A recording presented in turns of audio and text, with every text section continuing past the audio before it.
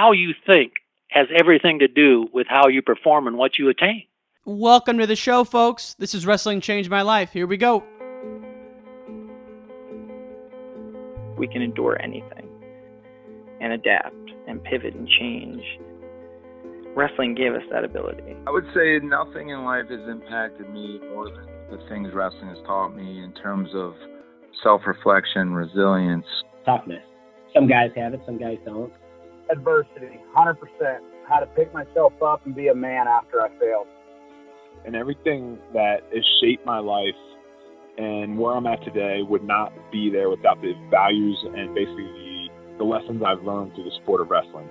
For me, wrestling saved my life because it allowed me to focus and channel my energy. We're fortunate if you wrestled, because if you wrestled, natural talent helps, but it's 5% of the ingredient. It pales in comparison to heart and technique and effort. It humbled me, taught me humility. Nothing can humble you more than wrestling. I think it's the learning to adapt, right? You learn how to adapt, you learn how to solve problems. You know, if I look back at my time I spent wrestling, if it gave me one thing more than anything else, it's mental toughness. Welcome to the show, folks. You're listening to Wrestling Changed My Life. My guest today is one of the greatest wrestling coaches of all time, Jim Miller, who coached Wartburg to 10 national titles during a 22-year span. And they also won 21 consecutive conference championships during that same time.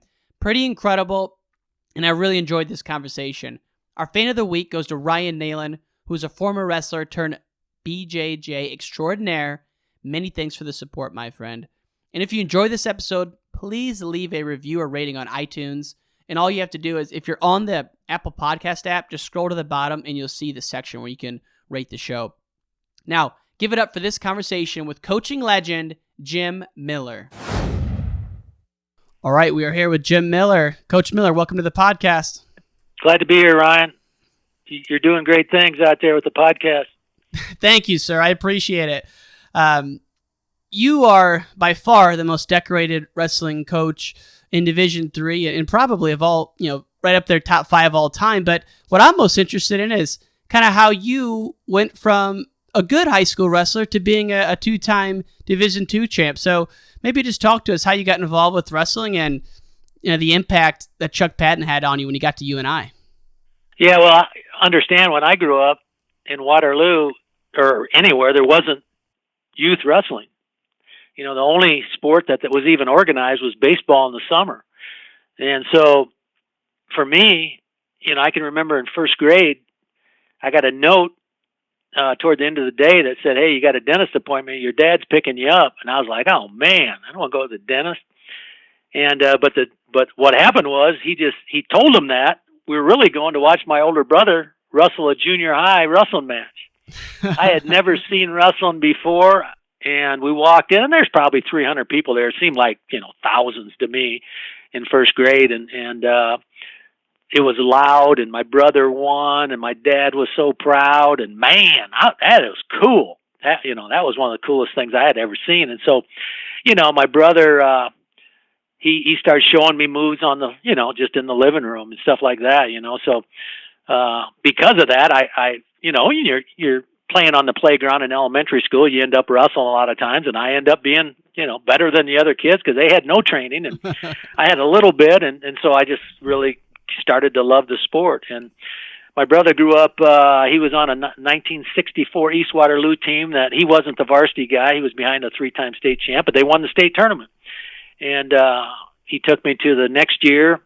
First time I ever seen the state tournament happened to be in Waterloo. I got to see the tournament. And so that was kind of my start. That was kind of my start. I was always interested. I played all the sports, but I was small. I walked into high school 112 pounds, so I wanted to play football, but I didn't, and at that time, once I got into high school, I just started wrestling. That became my sport. Well, and at this time, people might not remember, maybe they do, but Waterloo and Cedar Falls was a wrestling hotbed. You had the Buzzards, you had Tom Huff, you had Gable, obviously.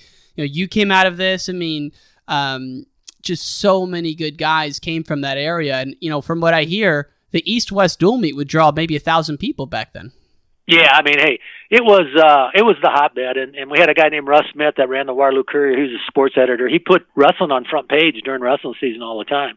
I mean, you had your individual pitcher matchups. Like, here's the East-West meet. He'd have the pitchers and the matchups at each weight on the front page of the sports. I mean, it was a big deal.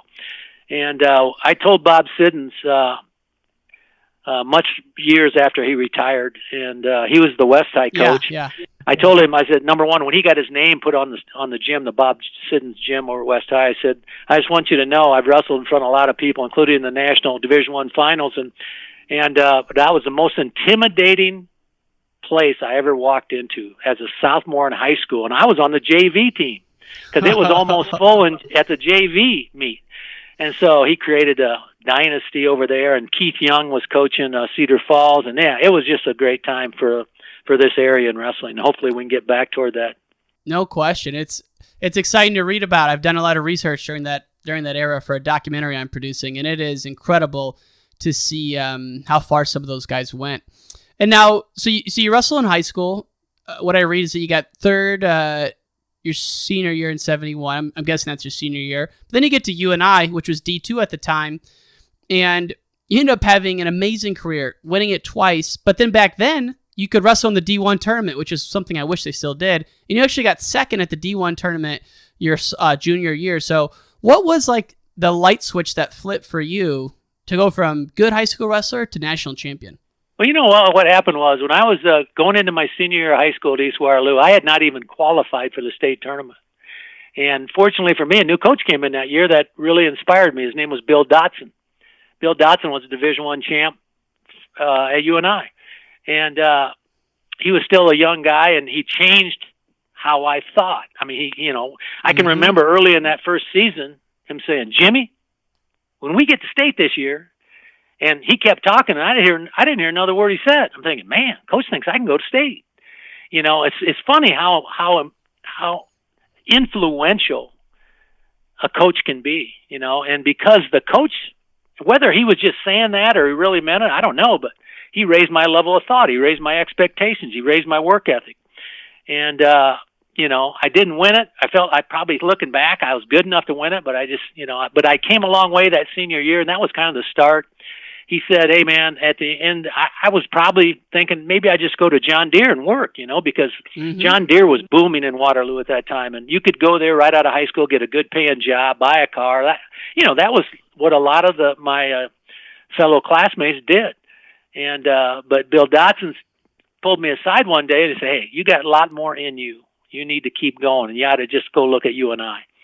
And so I'm glad he said UNI, because if he'd have said Alaska, I probably would have went to Alaska, because I'd have done anything the guy said, That's how much faith I had in that guy. So, yeah, and then Chuck Patton was a great mentor for me. I had great teammates, a guy named Mike McCready, who was a very accomplished wrestler, won the Division II. Was the only guy that beat him in Division I was Chris Taylor, 440 pounds, all that kind of thing. He won a number of national freestyle.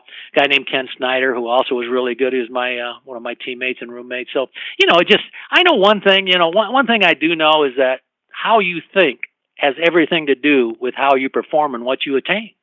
I don't care what you're doing. How you think has everything to do with it. And so that's what changed. That's what was the big deal. I started thinking I could. And I think, when I talk to coaches out there, I ask, how much are you talking about? How much are you working on that part of the game, that part of the sport?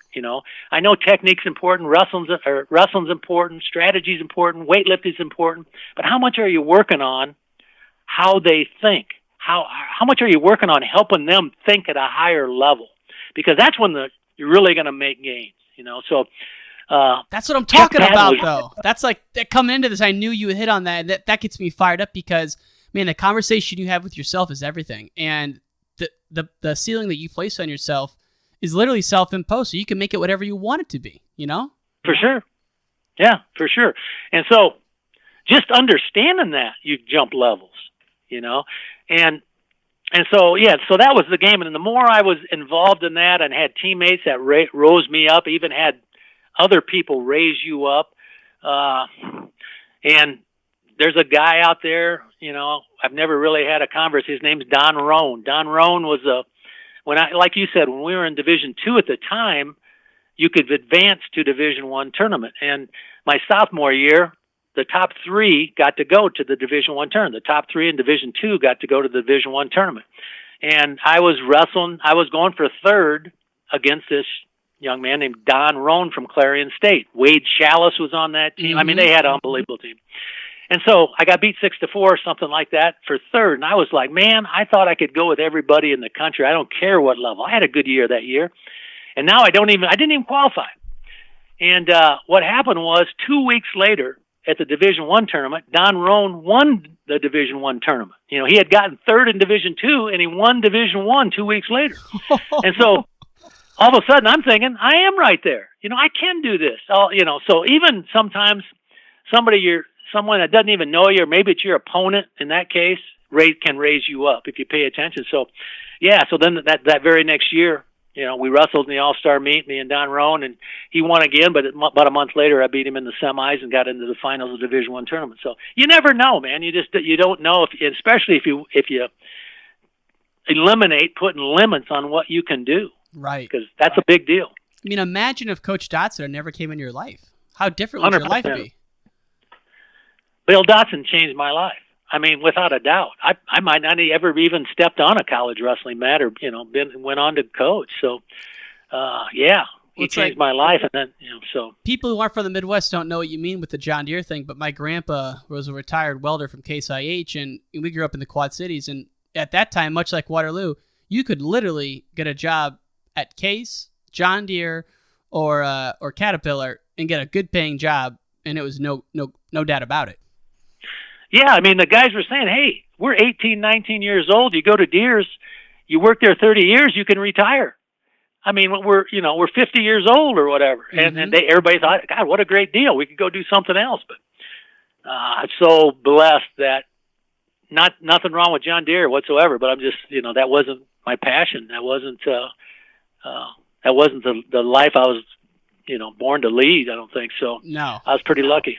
Yeah, very much so. And then, so you have a really good run at UNI, but now you're starting to carry with you not only the belief that, you know, you can, I say this with a grain of salt, do anything. You know, there's the work that needs to come with it. And so you have this new mindset, and you're putting in the work, and you're starting to see the results on some really big stages. I mean, second at the D1 Nationals is incredible. And then you go into coaching. And I found it really interesting that you actually coached 17 years until you became the head coach at Wartburg. Did you always know you wanted to go into coaching? I did, you know, and I think I wanted to go into coaching just because I know what my coaches did for my life, you know, and I didn't want to, I was in love with the sport of wrestling, and at that time, you know, what do you do but go into coaching, you know? I did go, you know, at that time there was no, you really didn't have any help if you wanted to train farther than college. And I went to the National Open. I got second in the National Open in '76, and then I did go to the Olympic trials. I didn't do very good at the trials. I was actually applying for jobs at the high school level, and it was about August 1st, and Chuck Patton, I applied for a number of jobs, and I thought it was going to be easy, but heck, I didn't really have a very good opportunity. I actually interviewed at a couple of jobs. I didn't do very good in the interview. I didn't prepare, you know, and finally he said, you're going to go to Riceville High School. That's what he didn't say. I want you to interview. He says, you're going because it's getting late. It's August. And he knew I wanted to coach. And I go, where's Riceville? And I didn't even know where it was. I mean, it's northern Iowa, a little bit higher than about 20 miles north of Charles City. Best thing I ever did. And I learned what coaching was about. And there was a guy named Dave Ripley, who's a legendary coach up there. He's in the Iowa Hall of Fame and so forth. But Dave Ripley was running this program all by himself. I was his first assistant. And, you know, just to give you an example, I get there, and early in the season, I'm going to take the JV to a tournament, and he's going to take the varsity to a tournament. I go, okay, cool. So I was excited. I'm going to take my own team to his tournament, and it's about 40 miles away, and I get there on time, and he gave me the list, and I'm checking off the list of kids. I had 12 kids, and everybody was there. Now it's 7 o'clock when we were supposed to leave, and I'm sitting there waiting, and, you know, and about 5 after 7, one of the kids said, hey, Coach, what are we waiting on? I go, well, we're waiting on the bus driver. And they said, you're the bus driver. And here I am 5 minutes later. I'm driving the bus down the road to the wrestle meet. So we had, I was the bus driver. We did the mats by ourselves after the practice. We had 7th grade practice the last hour of the day. Then we had varsity practice. And most of these kids were agriculture kids. I mean, they all had to take the bus home, so you had to be done exactly on time. And after the practice, coach comes up and says, hey, coach, come on in the locker room. So he said, we got to pick up all these towels. And we picked up all the towels. Then we go and say, hey, we got to wash the towels. And then he says, when you come in the morning, you put the towels in the dryer. And then right before practice, you put the towels in the locker room for the kids. And, oh, dude, it was an education. It was an education in coaching. I felt like I kind of had a PhD almost. The very next year, I got the head job at Charles City. And only that 1 year I did all that. I drove the bus, I cleaned the mats, I washed the towels. What an education. And I so appreciated not having to do all that. Because, I went from Charles City to UNI to Wartburg. I never once again did any of that. So, but I wasn't afraid to do it. It was, I was blessed to be there for a year to learn this is, So I learned coaching was whatever it takes. You do whatever it takes in coaching. If you need to roll the mat or wash the mat or whatever it is. Do it anyway, right, Coach? You do it anyway. That's right. So did you have a family at this time, or are you a single guy at this time? I was single at that time, yeah. Okay. I'm always curious about these coaches who, it is a grind kind of moving around until you find your head coaching job, and you kind of forget that families are going along with you. I interviewed Coach Bono up at Wisconsin, and you think about going to South Dakota if you're his family, right, for 5 years to coach at South Dakota State. It's just amazing the support system these folks have along the way many times. Well, that's interesting you say that, because I coached at Charles City 6 years and 8 years as assistant coach at UNI. And about year 6 into UNI, when you're talking about family, 6 years into UNI, I had 3 boys. And they were like 12, 11, and 5 or something. And I was looking for a D1 job. And I had some interest from different places, but they were always a long ways away. And one night after practice or UNI, I came home, and the 3 boys and my wife were on the couch together, which I thought, man, that is weird. I'd never seen them on the couch. What's up? And the oldest boy kind of stuck his chest out and said, Dad, we're not moving. We're not moving. And so, they were in school. No one wanted to leave. And so that's when the Wartburg job was open, but I hadn't looked at it, and it's 15 miles up the road. And I said, man, maybe I better look at this Wartburg job. And that's how that all went down. Man, isn't the path to greatness, because you're a guy who wanted to be great. I can get that. I get that from you. Sometimes it's a selfish one, and it's a lonely journey. And so having to balance that out can be a good thing or a burden. And obviously for you, it turned out to be a great thing, because you went on this incredible 21, 22-year run as the head coach of Wartburg. But it's just interesting how those things kind of pan out. It is, man. And once I got there, I was having fun, and it was great. And when I had opportunities to leave, I just never did. Never know. Where were you considering going before you got to Wartburg? Like, where'd you get some serious looks to? UNI a couple times. Mm-hmm. Yeah. That was really the only one. I wasn't going to move out. I was going to stick around there. At that time, my mom and dad were alive, and so was my wife's mom and dad. So we had made a decision. You know what? We're just going to stick around here. And really, so that was really the only job I would have left for. Gotcha. Okay. And then when you get to Wartburg, what was their status in wrestling? Were they a good team, average team? What was it like when you got there? Great question. There was some couple good kids there, but they had one national champion in history, and they had finished in the top 10 one time in history. So I had went to when I decided I applied, I said, you know what, I'm going to go watch the Iowa Conference. And so we were off.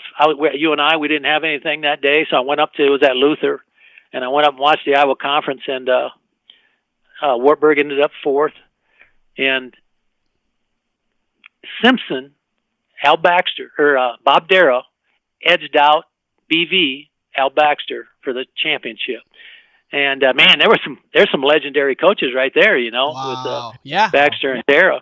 And so, and Mike McCready was in that group at Upper Iowa, and I'm just, man, this is pretty cool.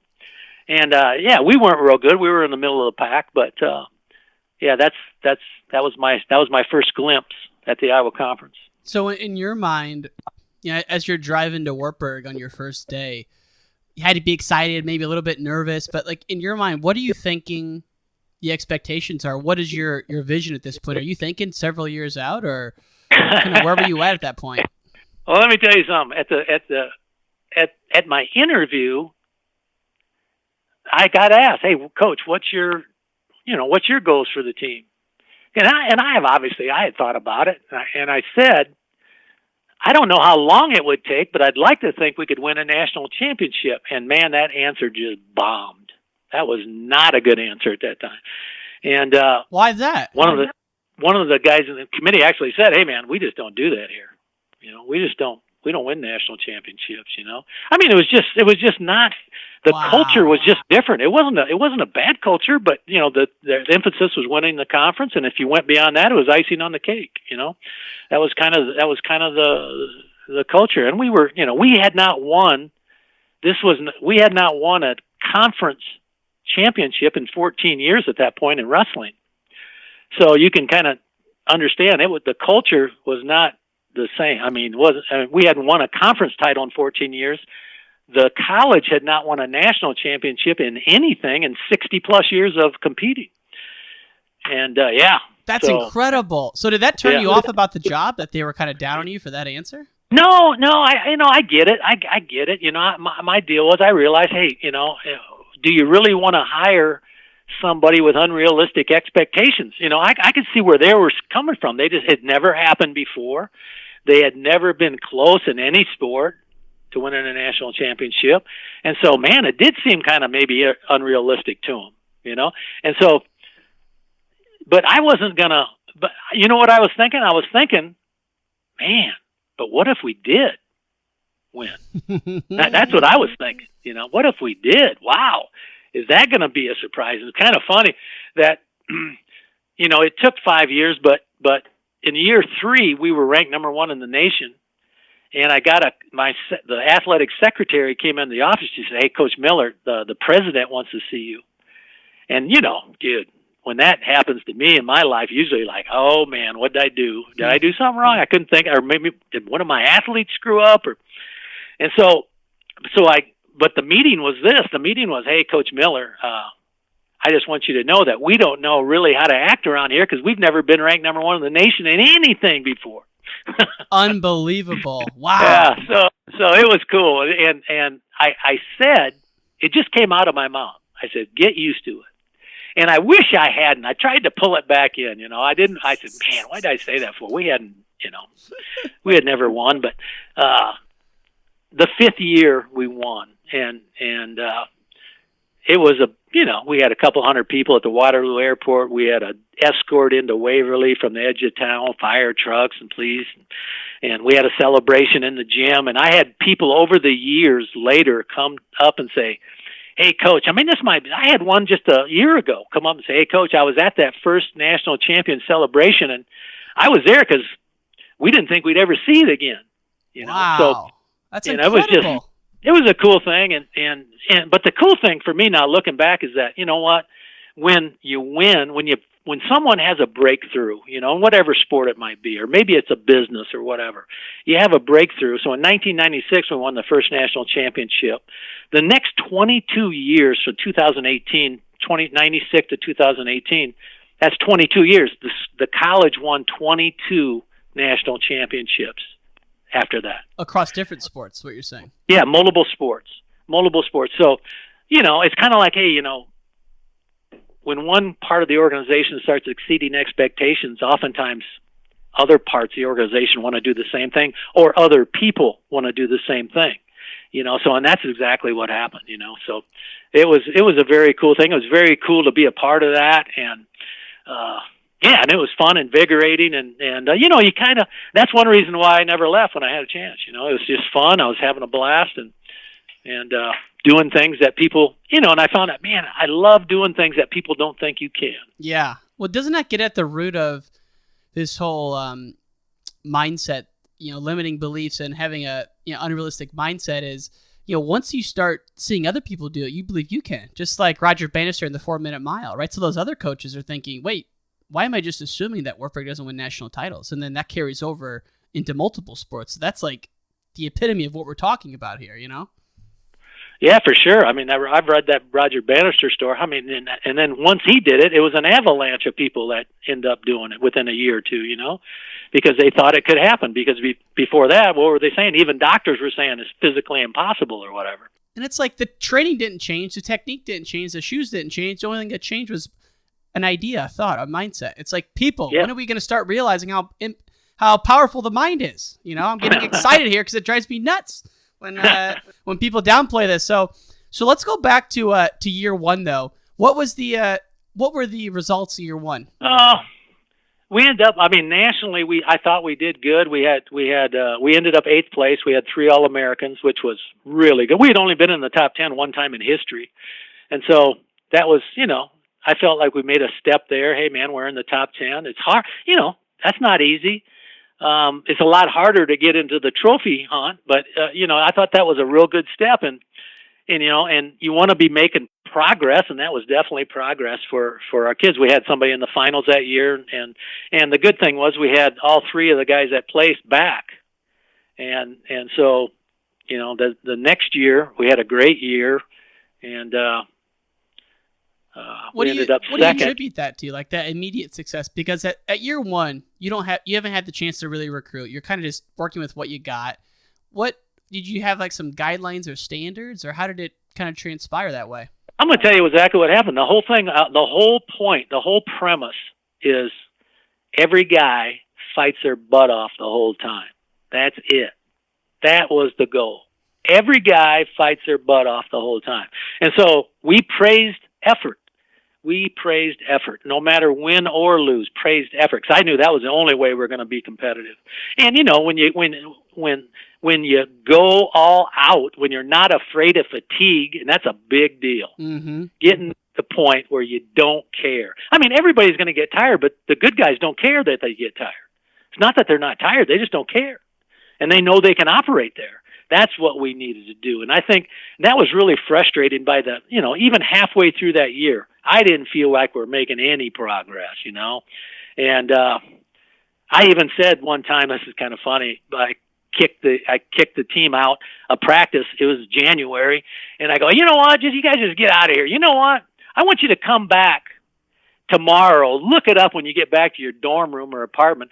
Look up and see if there's a rule out there that we can't win the Iowa Conference. It'd been 14 years, I said, find out if there's a law or something. Is there a law that we can't win? Because they just weren't thinking we could. They weren't thinking in their mind that they didn't see themselves on top of the podium. They didn't see our team getting called up to get the trophy, because it was always somebody else. It was always somebody else on the podium. It was always some other team getting called up to get the trophy. And so the next day when they come in, I laid them, I said, hey, did you find anything? And, nobody had looked, and I knew that weren't going to, but I said, did you find anything? No. I went down the list. Did you find anything? Nobody found anything. Okay, I guess it's okay that we can win the Iowa Conference. I guess it's okay. And so, I'm sure, and, it's kind of funny because 21 years later, we got second the first year, and then we won 21 in a row. And at year 20, at a party, we had a reunion, and some of those guys in that first year, one of them was, most people would know, Tom Hogan, who's the head coach at Don Bosco right now. He was in that group, and he said, hey, Coach Miller, you remember that time when you kicked us out of practice and said go look up and see if there's a rule out there that we can't win the conference? I go, yeah, I remember. And he goes, and we were laughing about it, and they said, you know what? That was really the first time we started thinking at a higher level, that we thought, maybe we should be thinking at a higher level. And so, it took me 20 years to find out that, hey, kicking them out wasn't that bad a deal, I guess. But you never know what's gonna click. What it's gonna take to click in some of their minds. It's kind of like, I call it throwing the dart. I'm just throwing the dart. You're trying to hit the target. Every kid's got a different target, but you're trying to hit the target. And sometimes you hit it, you don't even know you hit it till later. Say, man, what happened there? Wow, this guy turned the corner or whatever.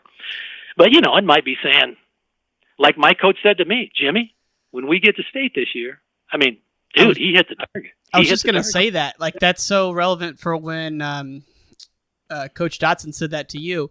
And what's always even more impressive about doing it at the collegiate level is you have a new cast of characters rotating through every year. And what motivated the last class may or most likely will not motivate this class until you have that culture standard, and you don't have it at first, right? And those are probably the toughest years when you're trying to get the culture standard, because 10, 15 years in, everyone just expects that, and they already know coming into it that you're coming to Wartburg to be a national champ. But I'm most fascinated in the early years when you're building the standard, and how you kind of get through to those people. So that was a big moment for you, that practice incident.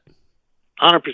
Wow. Yeah, I mean, having a great culture is obviously, that's a big deal, because when you get to be a great coach, you don't have to always. It's not just the coach that's changing minds. It's not just the boss that's changing how people think. It's the culture will reciprocate.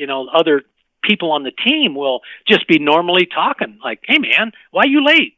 I don't know. Get here, man. Do it anyway," or whatever it is. And that the team will help change the culture. It's not just one guy. That was hard. Right. When you're there, it felt like you're beating your head against the wall for a while, And so how much of it, after year 2 or 3, like how much of it then was a focus on recruiting, and what type of guys did you recruit? You know what? That's an easy one, because when I said I wanted a guy at every weight fight their butt off, that was the goal. One of the things I was looking for is guys that knew how to fight already. There's some really good guys out there, but you're not convinced that they know how to fight when it really gets hard.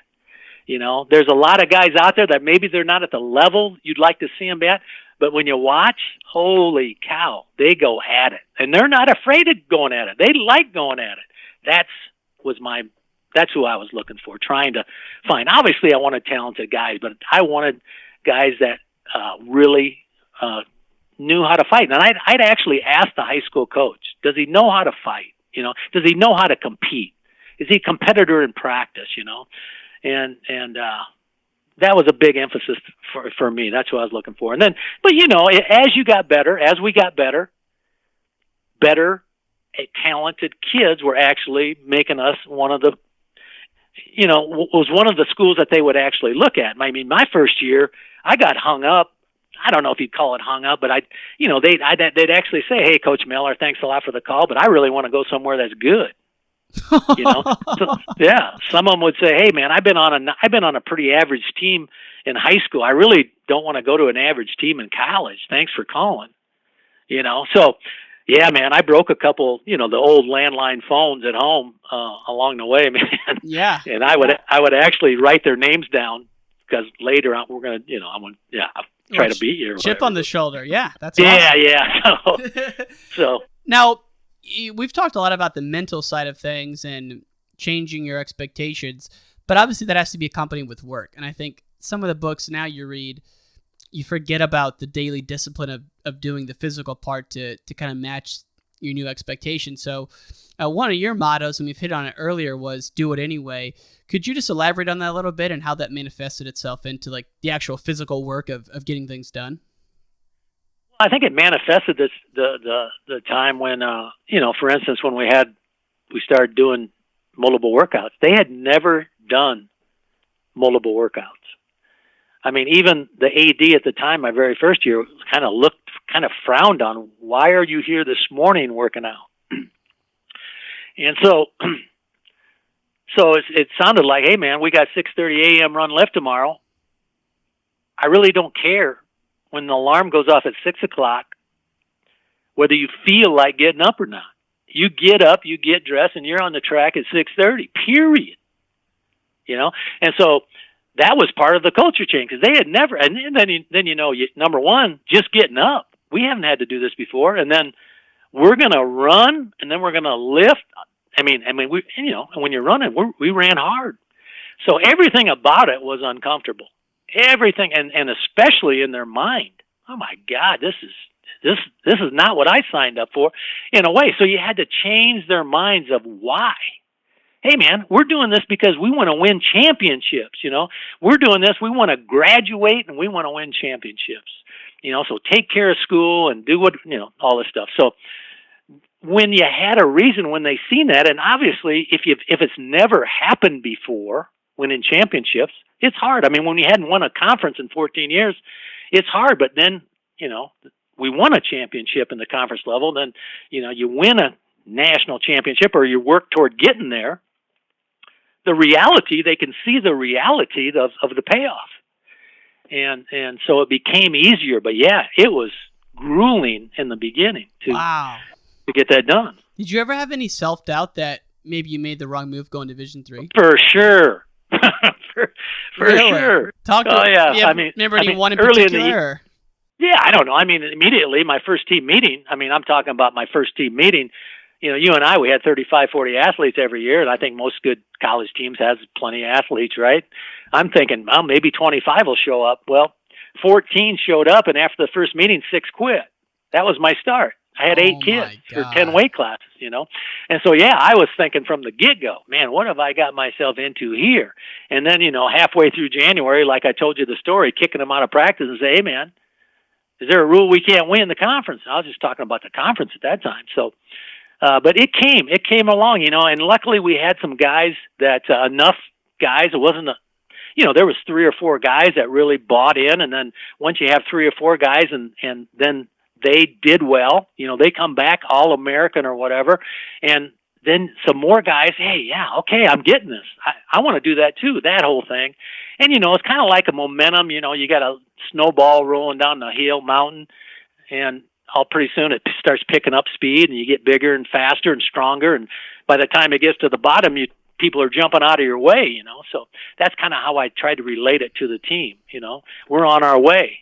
So, and those first couple of years, like on the build up of the journey, that had to be the most exciting part because there's so much momentum and excitement, and you're almost there. But it was fun, and year 5 we won the first national title. That was just total relief.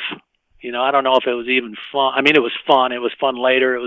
But it was just so relieved. I was just so relieved. I just bawled. Man, we got it done finally, because it was a grueling, and back then, I had some volunteer people, but there was no assistant coach. You were doing it pretty much on your own. I was lucky. I had a couple of guys that helped with do some recruiting and came to the practices and so forth and worked out with the kids. But as far as everything else, I was on my own, so it was hard, and. It's just nice to be able to talk to people about, hey, what about this? What about that? Bounce ideas off each other. And I had some of that, but not like when you have a full-time, another full-time coach. I had no idea it was just you at the early days. And so we won't go chronological this whole time, but I'm just curious. Year 2, 3, 4, before you won, what did you guys get those years? Well, the second year we got second. Oh, wow. And we probably should have won it. If I'd have been a better coach, we would have won it. I mean, we got beat by 1 point. And I had 2 guys that won the national title that year that won matches in the earlier rounds by 7 points. And, we had plenty of time to get another takedown. I just was so conservative at the time, like, hey, take the win, and dude, just dumb, But so we got second that year. We got second the next year by 1.5 points. It was torture, dude. It was hard when you're right there. You can touch it and you don't get it. And then the 4th year we didn't have a good tournament. We got 6th, and then we finally won it. Wow. And so you think about, the Nationals are on a Saturday. You get second by 1.5 points. Most people would be excited, but you're probably crushed by it. How long did it take for you to kind of refocus your goals? And did you take any time in between that before you got right back on it? Well, the first time we got second, it was heartbreaking because we could have won it, but that was the first time we got a trophy. So you had people, you were excited about part of it, right? The next year is 1.5 points. Well, it was harder, it was, God, we were there right there again. And, so, when you get back, it's, I'll just say this, when we won our first national title, my wife at times has said some profound things to me after we won. I don't know, maybe it was a weekend. She goes, you know what? Everything's better when we win. Food tastes better, everything. Because I was a lot easier to live with, finally, right? and so everything's better when you win, and I took that to heart. It is. I mean, let's be honest. I mean, when you reach your goals, when things go right, you come back with a championship, and you know, and there's been times we won. I was there. We had 10 championships in my time there, and there was a couple where we won and I didn't feel that good about it, man. Like maybe we had a bad final round or something. I don't remember exactly. And I come home and I really wasn't even in a very good mood. And she said, Coach Miller, there isn't no such thing as a negative national championship or a bad national championship, you know. And she's 100% right. It was 100% right. And we won the national championship, you know.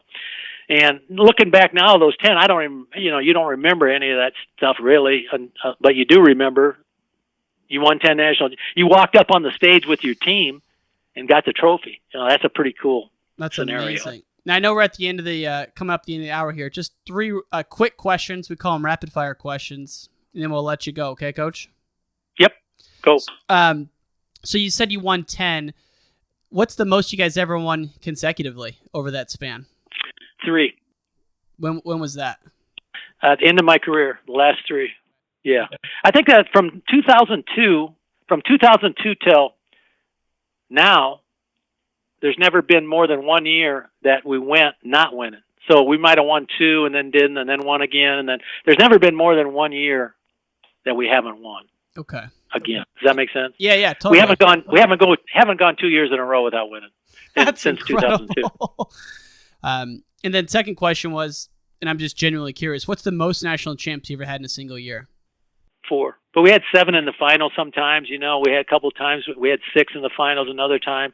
And that's one of the ones where, you know, we set the all-time record in 2003. We had 6 in the finals, won 3. But you feel so bad. The sport of wrestling, man, you feel so bad for the ones that didn't win that it's hard even, you know, sometimes when you walk up and get the trophy. So, yeah, Isn't that's that the thing about it? It's like it's so individual that, man, you read about coaches winning national titles, but no one won. And it's kind of a weird feeling because, you know, those guys are just crushed. Like the lowest they're probably ever going to be in their competitive career, but yet you're supposed to be celebrating. It's kind of a weird balancing act. And then the last question is something I ask everybody, but it's, you know, how did wrestling change your life? And I think it's a little obvious here because it's your job, but you think back to just the lessons you've learned or any kind of overarching principles. What do you take away from the sport in terms of just kind of general themes that help guide your life? I mean, wrestling's the foundation of my life. Every success I've had has come through the sport of wrestling. Every life lessons I've learned seems to have come from the sport of wrestling. You know, perseverance, digging in, you know, doing it when you don't feel like it. All those things, you know, picking yourself up once you get knocked down. Everything like that. All the adversity, overcoming that is life lessons that you take and use in everything you do. You know, I've had, you know, and I feel good because I know a lot of those lessons went out to hundreds of guys that I coach. I mean, I've had, you know, guys coach said, man, coach, I had to do it anyway last night. My baby was up all night long, you know, something like that, you know, but it's life in itself, the sport of wrestling. I love it. Coach, it's been an absolute honor, and I hope we can have you back on because we're just scratching the surface here in terms of my note card here and things I want to talk about. So greatly appreciate your time, and thank you for all you're doing at the museum. We didn't get to talk about that, but you're the director of the Iowa chapter of the National Wrestling Hall of Fame, which is now in Waterloo. So thank you again, sir. It's been an honor. And all great things must come to an end. If you enjoyed this episode, please subscribe. Give us a review, give us a rating, and share this with your friends. It would mean the world to us. Thanks for listening to Wrestling Changed My Life.